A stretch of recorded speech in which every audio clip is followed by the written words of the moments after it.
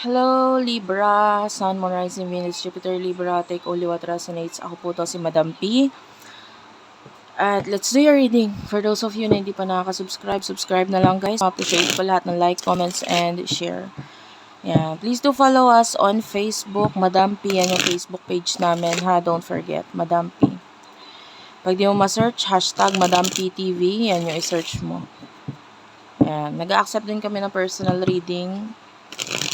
If you're willing to wait, of course, meron tayong waiting time kasi marami din pong nagpaparead, and at the same time, I do have a lot of my businesses na pinagkakaabalahan din. So, if you're willing to wait, doon na lang po kayo mag-inquire. May mga admin ako nag-a-assist sa inyo. Let's start what we have here for the sign of Libra, Sun, Moon, Rising, Venus, Jupiter, Libra. You over the world, the Three of Pentacles, Taurus, Virgo, Capricorn, the world, Major Arcana. Ayan. Napakaganda ng energy mo, Libra. Nakuha ko rin to sa, the Three of Pentacles. Lobas din to sa Virgo. I don't know kung member or ano ka rin ba nun. Follower ka din ba dun sa aming page na Virgo? This could be a reading. Virgo energy is what I can see here.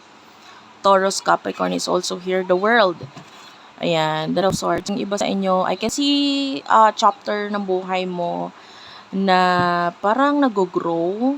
And the world is here. You are also open pagdating sa mga bagay na magbibigay pa ng growth sa'yo. And yung iba, it could be something to do with travel, or yung iba, something to do with pagpapalit, paglipat, no? Paglipat ng maybe space or tirahan or whatever, no? You're opening yourself for expansion, growth. Napakaswerte mo sa totoo lang kasi nakakakita tayo ng mga accomplishments sa'yo dito, and you should be proud of it. Wala nang kulang sa'yo. It's just that hindi mo sinasara yung sarili mo pagdating sa mga ano pa yung magbibigay ng growth sa'yo, which is good. Diba? May improvement. Hindi yung nagsisettle ka dun sa kung saan lang yung comfort zone mo. So, open ka pagdating sa growth. Pagdating sa love, who is this person that you're dealing with for the sign of Libra?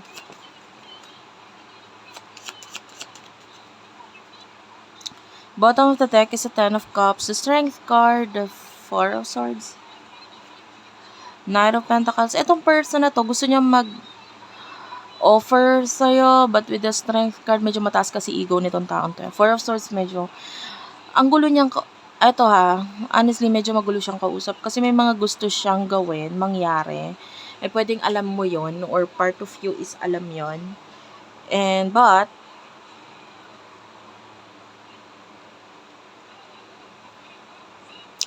Ten of Cups is here. Nakakita tayo dito ng problem, financial problem, or maybe family problems. I don't know. But this person is going through that. Financial problem or family problem. Hindi siya okay. Pero gusto niya mag-offer ng something, or gusto niya magbigay ng something sa'yo. Tell me about the emotions here for the sign of Libra, Sun, Moon, Rising, Venus, Jupiter, Libra. Death card and the Two of Cups.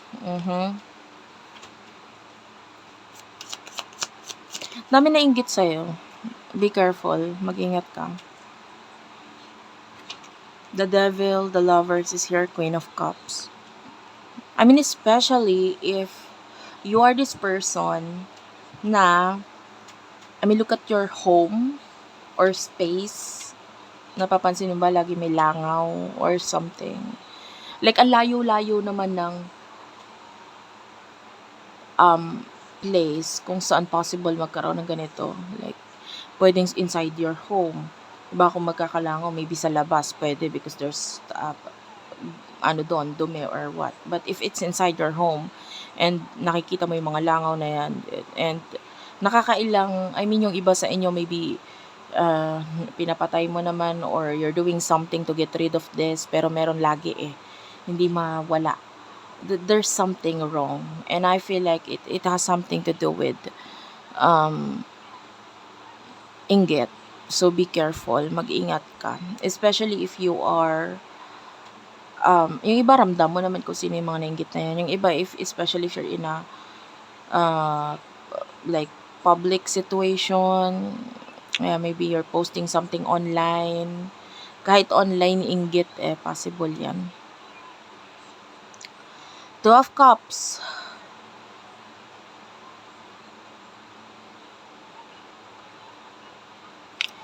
Well, emotions mo,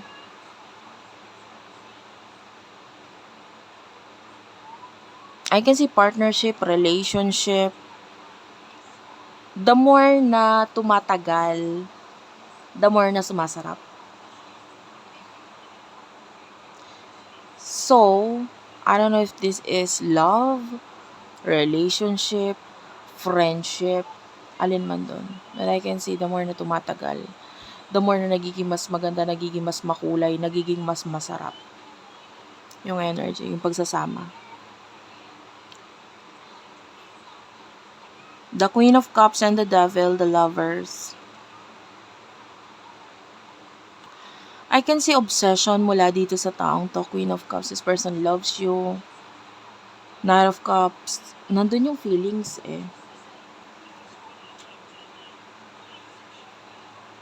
Yung iba, this could be a feeling na feeling niya mali or mali. Parang mali yung maramdaman ko sa iyo to because I'm really obsessed.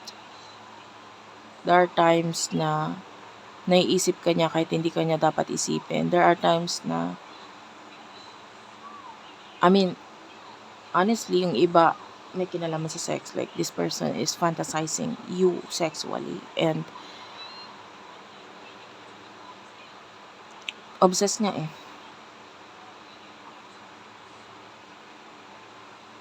So, what will happen in the future for the both of you?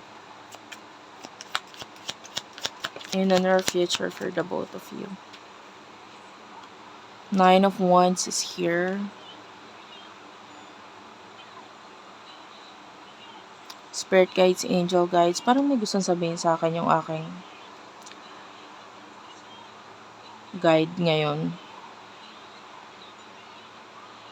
Like, I can feel someone sa paligid ko na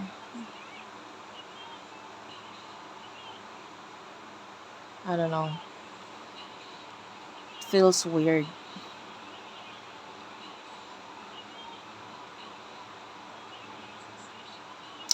Anyway. Sabihin naman yun ng guide mamaya. Kasi nagpapapansin Mayat maya humahaplos. So, anyway. The Ace of Cups, the Page of Wands, and the Knight of Wands, Aries, Leo, Sagittarius. The Star.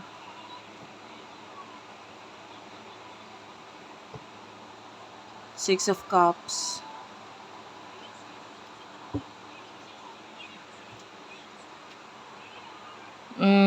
Okay. More on action ang nakikita natin na ginagawa mo in the future regarding the star, your dreams, your wish fulfillment. May mga achievements and accomplishments ka dito. I can see the number one energy, like magiging the best ka or top. Maybe sa field na kung ano yung pinasok mo, maybe whatever your profession is, nakikita natin na meron ka mga accomplishments, awards, and some kind of recognition. You will be very proud dito sa energy mo in the future. Gusto ko yung energy. I like the energy here.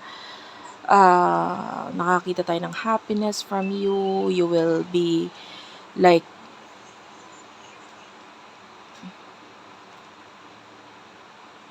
mare-recognize ka. That's the energy.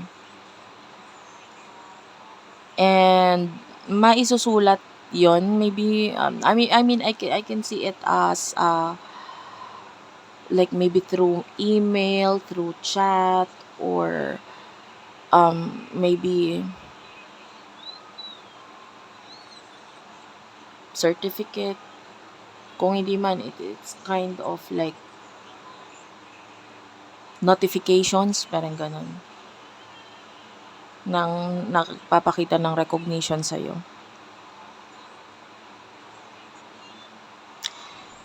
well, I can see someone messaging you. Nakakakita tayo ng message or communication from this Ace of Cups. And hindi niya matitiis eh. Obsessed nga kasi siya. So, this person is going to message you, communicate with you. And Knight of Wands, itatry niya yung best niya, like, to hilahin ka. And some of you, this is a past person. Hilain in a way na kasi masyado ka na lumalayo sa isip mo and um, maybe yung energy mo sa kanya, masyado ka nang nagiging malayo. So, itatry niyang bumalik ka sa kanya or yung attention mo sa kanya.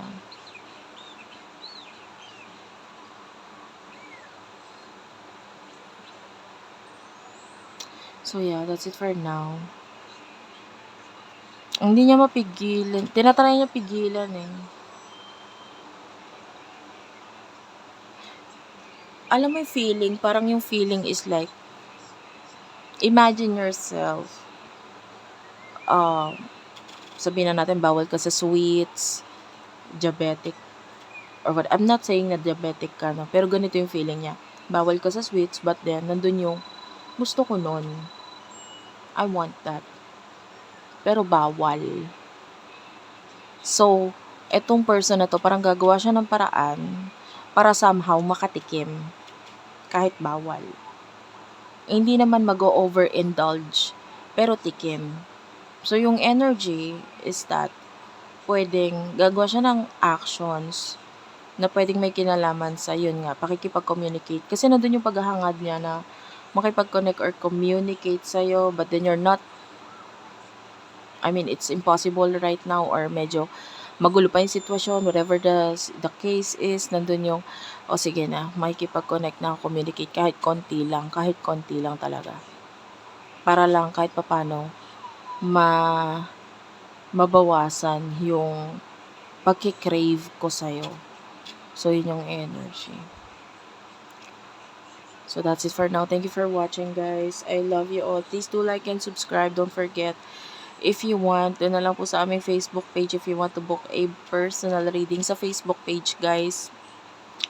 May mga admin ako mag-a-assist sa'yo. Madam P, or hashtag Madam P TV. Yan yung i-search mo. Thank you. I love you all and bye-bye.